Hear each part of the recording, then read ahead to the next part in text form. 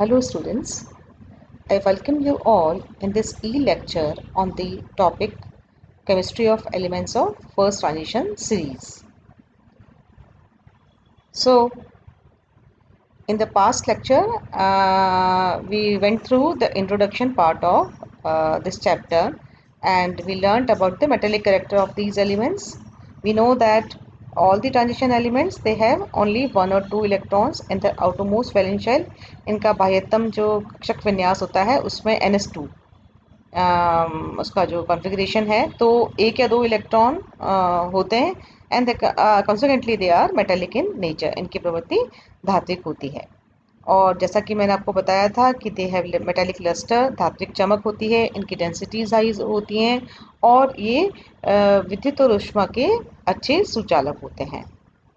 आपको पता ही है कि कॉपर, सिल्वर एंड गोल्ड जो हैं they possess high thermal and electrical connectivity.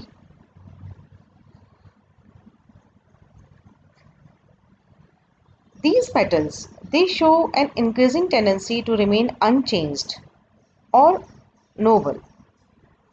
This is favored by the high heat of sublimation, high ionization energy and low heat of solution. इनके आयनन ऊर्जा ज़्यादा होती है, विलयन ऊष्मा कम होती है, इसलिए ये मेनली जो है they remain unchanged. However, they differ from non-transition metals in being hard and brittle.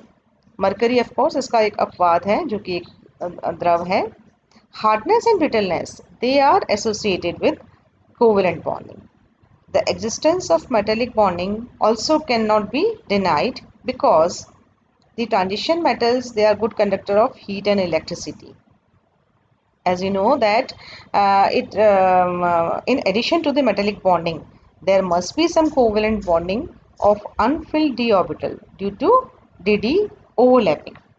Okay, so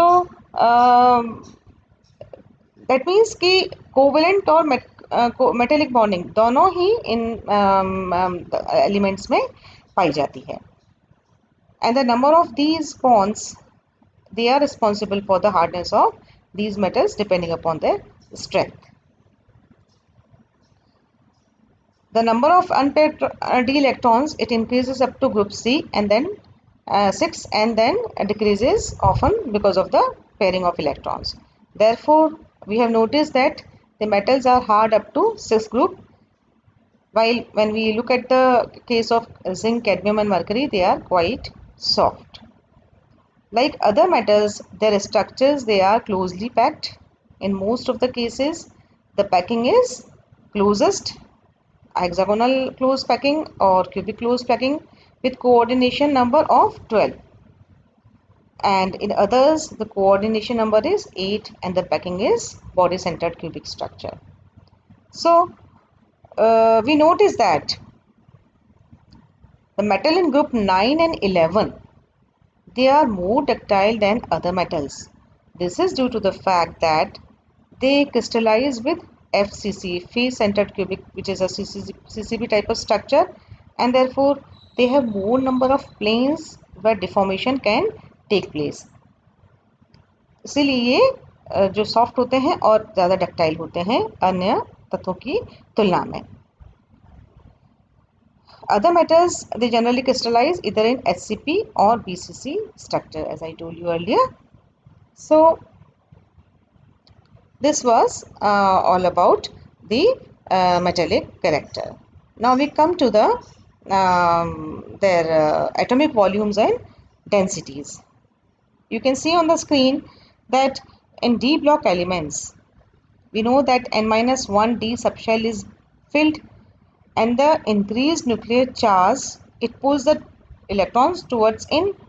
This leads to the comparatively low atomic volume of these elements compared to those of the neighboring S and P block elements on the extreme side of the periodic table. Therefore, the densities of D block elements they are very high in comparison to those of group first and second A, that is as group S block elements.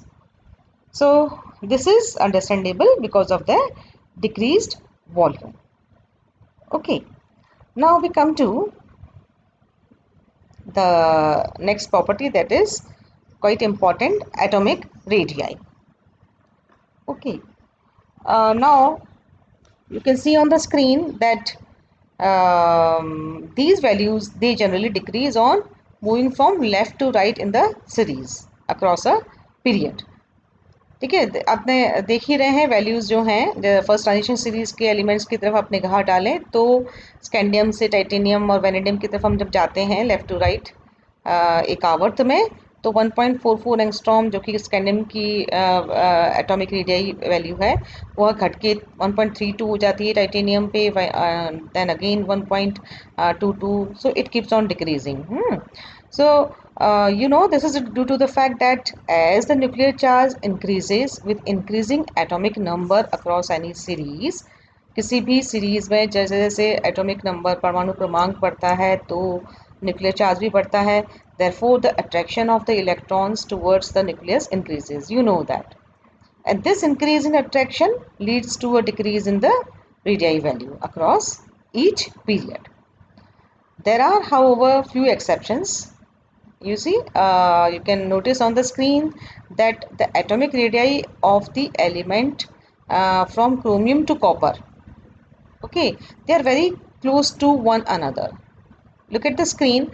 You have chromium, the value of atomic radii for chromium is 1.18, then for manganese it is 1.17, then for iron again 1.17, next is 1.16, for nickel it is again 1.15, and for copper it is 1.1. So they remain almost, they remain unchanged.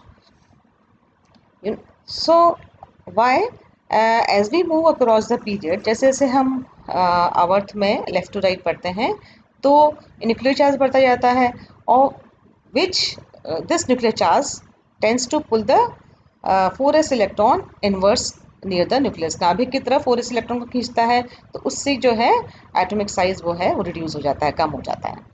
At the same time, you notice that the addition of extra electron to the 3d orbital also provides a screening effect, परिरक्षण प्रभाव, which shields the 4s electron from the inward pull of the positive nucleus on these electron.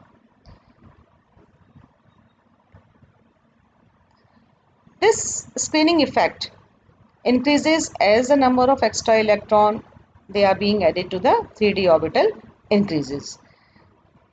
This effect opposes the increase in size. आपने अपने previous classes में पढ़ा है, देखिए कि हम जानते हैं कि बढ़ती हुई परमाणु संख्या के साथ में एटॉमिक रेडियस में कमी आती जाती है.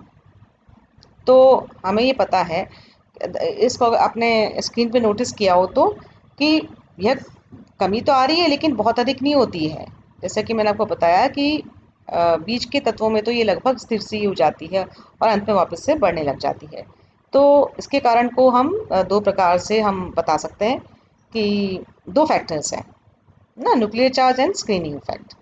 तो जैसे जैसे जो है नाभिक जो है जितने तीव्र आकर्षण बल से वैलेंस शेल इलेक्ट्रॉन को आकर्षित किए रखेगा, परमाणु का आकार उतना ही छोटा होगा. अब नाभिक का आकर्षण बल जो है उसमें उपस्थित प्रोटॉन की संख्या पर डिपेंड करता है. अतः यदि मुख्य क्वांटम संख्या का मान समान है, यानी कि आउटरमोस्ट कोश वही है, तो एटॉमिक नंबर बढ़ने के साथ नाभिक में प्रोटॉन की संख्या बढ़ रही है, जिससे उसका आकर्षण बल बढ़ेगा, फलस्वरूप परमाणु आकार जो है वह कम हो जाएगा. तो ये आपने नोटिस किया. दूसरा इफेक्ट आता है परिरक्षण प्रभाव. बाह्यतम वैलेंशियल इलेक्ट्रॉन्स और नाभिक के मध्य में कितने इलेक्ट्रॉन्स हैं, यानी कि इनर इलेक्ट्रॉनिक शेल्स में कितने इलेक्ट्रॉन्स हैं. तो ये जितने भी इलेक्ट्रॉन्स हैं वो नेगेटिवली चार्ज होते हैं, और बाह्यतम कोश में उपस्थित इलेक्ट्रॉन भी नेगेटिवली चार्ज हैं, तो ये उनको प्रतिकर्षित करेंगे जिससे उनका आकार बढ़ जाएगा. अब ये देखिए कि ट्रांजिशन एलिमेंट्स में इलेक्ट्रॉन जो हैं वो अंदर के n-1d ऑर्बिटल्स में भरे जा रहे हैं, ठीक है ना. तो जिससे उनका जो बाह्यतम वैलेंशियल इलेक्ट्रॉन्स हैं उनके प्रति प्रतिकर्षण प्रभाव बढ़ जाता है, और इन इलेक्ट्रॉन्स के बीच में जाने से बाह्यतम इलेक्ट्रॉनों पर नाभिक आकर्षण बल जो है वो कम हो जाता है. तो हम कह सकते हैं कि जो बीच के इलेक्ट्रॉन हैं, इनर इलेक्ट्रॉनिक शेल्स में प्रेजेंट इलेक्ट्रॉन्स जो हैं वो वैलेंशियल इलेक्ट्रॉन्स के प्रति नाभिक के आकर्षण को रोकते हैं। तो इस भीतर के इलेक्ट्रॉन के इस प्रभाव को हम परिरक्षण प्रभाव कहते हैं, और इस परिरक्षण स्क्रीनिंग इफेक्ट के कारण जो है परमाणु का आकार बढ़ जाता है। अब देखिए कि अर्लियर ट्रांजिशन एलिमेंट्स में हम देखते हैं कि डी इलेक्ट्रॉनों की संख्या कम है स्टार्टिंग में, तो जो स्क्रीनिंग इफेक्ट है वो इतना इफेक्टिव नहीं होता है, और एटॉमिक नंबर बढ़ने के साथ साथ न्यूक्लियर चार्ज जो है बढ़ता जाता है, और there is a decrease in the atomic size, परमाणु त्रिज्या में जो है वो कमी आती जाती है। अब जब हम लेटर ट्रांजिशन एलिमेंट्स में जाते हैं, संक्रमण श्रेणी के अंतिम तत्वों में, तो वहाँ पे तो डी इलेक्ट्रॉनों की संख्या बहुत ज़्यादा होती है। तो इसकी वजह से नाभिकीय आकर्षण की तुलना में जो है skinning effect now it becomes more effective, और एटॉमिक साइज में वृद्धि होती जाती है। और बीच के तत्वों में तो देखिए कि ये दोनों जो है प्रभाव हैं वो एक दूसरे को काउंटर बैलेंस कर देते हैं, और एटॉमिक साइज जो है लगभग कांस्टेंट सा हो जाता है। ठीक है ना, तो दैट इज द रीजन। तो अब हम बात करें ग्रुप की, तो on descending down a group n increases and the atomic size is therefore it is expected to increase from top to bottom. we know that कि हम किसी भी ग्रुप में ऊपर से नीचे उतरते हैं तो एटॉमिक साइज जो है बढ़ता जाता है, but this increase is not the same for all the members. ये हम जो है आने वाले सेकंड चैप्टर में, जिसमें कि हम chemistry of the elements of second and third transition series को डिटेल्स में पढ़ेंगे, उसमें हम देखेंगे कि the difference in the radius of second and third transition series elements is very small, that is approximately 0.02 angstrom as compared to the first and second series members। और आपको पता ही है this is due to the lanthanide contraction. आपको पता है कि due to inclusion of the 14 lanthanides between lanthanum and hafnium, 14 तत्व बीच में आ जाते हैं लेंथेनम और हाफनियम के बीच में। तो हाफनियम जो है it is not as large as it would have been if it had followed directly after lanthanum. Lanthanum के तुरंत बाद आ जाता तो ये नहीं होता।